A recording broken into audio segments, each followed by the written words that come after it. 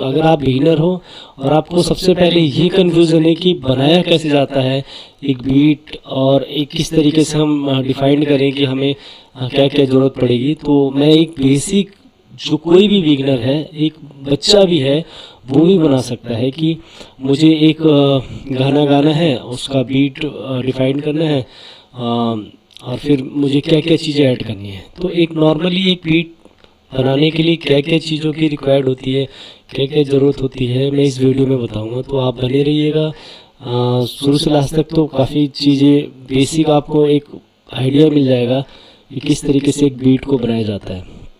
तो चलिए शुरू करते हैं।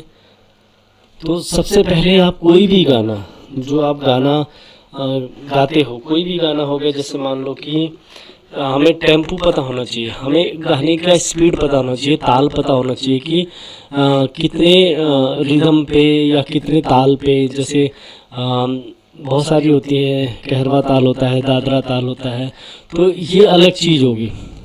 बहुत इस क्लासिकल में आप जाएंगे तो बहुत कुछ सीखना पड़ेगा। लेकिन अगर आप वेस्टर्न में काम करते हो और दो चीज़ों को लेके चलते हो, माइनर स्केल और major scale, minor scale major scale, इसमें 99% गाने बनते हैं, चाहे वो बॉलीवुड हो चाहे कोई भी हो। क्योंकि आपने देखा होगा फॉरेन कंट्री में कोई राग नहीं होता है, कोई कुछ नहीं होता, वो सिर्फ मेजर और माइनर इन चीज़ों पे काम करते हैं। इंडिया में भी लगभग जितने भी गाने हैं अगर आप देखोगे तो राग तो है, राग अलग चीज़ हो गया, लेकिन आज के गाने हैं या चाहे पहले के भी गाने हैं, लगभग 99% गाने मेजर और माइनर स्केल में ही बनाए जाते हैं। तो ये क्लियर हो गया, हमारा स्केल एक डिफाइंड हो गया कि माइनर में है कि मेजर में है। दूसरा चीज़ हो गया हमारा एक टेम्पो, एक स्पीड। तो हम कैसे फाइंड करेंगे कि कोई गाना भी जैसे हमने गाना गाया, कोई भी गाना, लेके पहला पहला प्यार भर के आंखों में खुमा, जादू नगरी से आया है कोई जादूगर, लेके पहला पहला प्यार।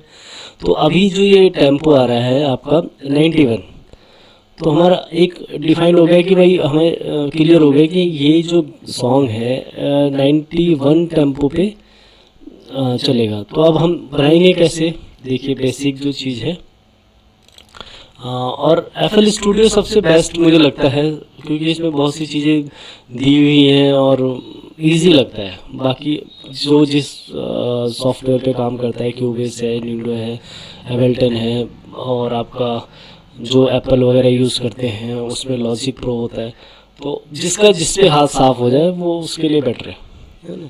तो अभी जैसे हमने 91 टेम्पो एक सेलेक्ट करा, और तो हमने एक इसमें सिंपल 4 बीट, अब आप सुनेंगे, लेके पहला पहला प्यार भर के आंखों में खुमा, जादू नगरी से आया है कोई जादूगर। अब हमने एक किक लगा दी, अब हम क्या करेंगे, क्लैप।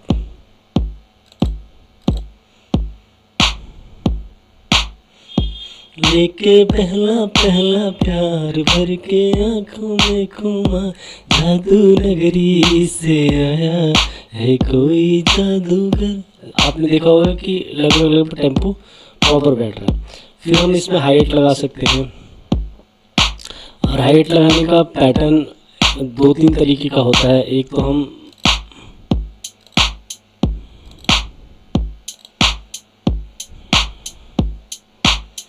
लेके पहला पहला प्यार भर के आंखों में खुमा, जादू नगरी से आया है कोई जादूगर, लेके पहला पहला प्यार।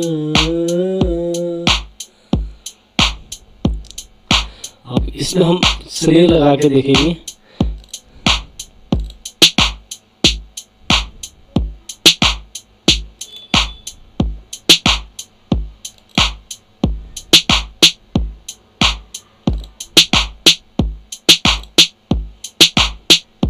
लेके पहला पहला प्यार भर के आंखों में घुमा, जादू नगरी से आया है कोई जादूगर, लेके पहला पहला प्यार।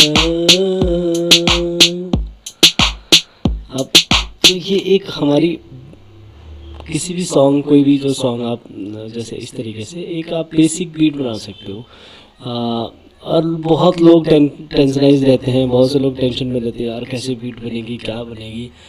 तो एक मैंने बहुत सिंपल तरीका आपको बताया है कि अगर कभी भी कोई सॉन्ग है आपके पास कुछ भी, तो सबसे पहले उसका टेम्पो डिफाइन करो। टेम्पो देखो कि कितने टेम्पो पे है वो, फिर उसके हिसाब से आप देख लो कि ताल क्या चल रहा है उसमें, 4 बीट पे है या 1.4 3.4 पे है। तो कहरवा, दादरा, इस तरीके का ये फिर बहुत डीपली हो जाएंगे, राग वगैरह बहुत डीपली चीज़ हो जाएंगे। लेकिन फिर आप काउंट करो कि उंगली पे काउंट कर सकते हो, 1 2 1 1 2 3 4 ऐसे करके भी आप डिफाइन कर सकते हो कि कितने ताल पे बजाना कह सकते हैं। जैसे इसमें दिया हुआ है, देखो आप जब इस पर क्लिक करोगे तो आप देख लो कि 4 स्टेप हो गया, 2 स्टेप हो गया, 8 स्टेप हो गया। तो ये लगभग वो बना हुआ है, लगभग 80% बीट जो होती है इसके अकॉर्डिंग ही बनती है। आप इस चैनल को सब्सक्राइब कर लीजिए, फिर मैं नेक्स्ट वीडियो लाऊंगा बहुत इजी लैंग्वेज में, बहुत ही सरल भाषा में, ताकि आपको आसानी से समझ में आए। और अगर कोई दिक्कत भी आती है तो आप मुझे कमेंट कर सकते हैं मेरे इस वीडियो के कमेंट बॉक्स में कि मुझे ये दिक्कत आई है, थोड़ा सा और अच्छे से बताइए। तो मैं शायद जो भी मेरे अंदर भी कुछ कमी होगी, क्योंकि मेरे पास बहुत कमी मैं बता पाता हूँ, वीडियो बना पाता हूँ। लेकिन मैंने सोचा है कि जब जो भी मुझे नॉलेज है वो बाहर में निकालूँ उसको। क्या पता जो मैंने 10-15 साल में सीखा है किसी को बताने से अगर वो बंदा भी बहुत जल्दी कुछ सीख सकता है, काम कर सकता है। तो मेरे ज्ञान बांटने से अगर किसी का ज्ञान बढ़ रहा है तो मेरा भी तो बढ़ रहा है साथ में। तो दोस्तों आपको अगर अच्छी लगे वीडियो तो आप चैनल को सब्सक्राइब कर लीजिएगा, और अगर अच्छा लगे तो लाइक कर दीजिएगा, कमेंट भी कर दीजिएगा, ताकि मेरा मनोबल बढ़े और वीडियो और अच्छी से अच्छी वीडियो बनाने की मैं कोशिश करूं, अच्छे से समझाने की कोशिश करूं, ताकि एक बच्चा भी अच्छे से आसानी से समझ सके और काम कर सके। तो मिलते हैं फिर नेक्स्ट वीडियो में, तब तक जय माता दी।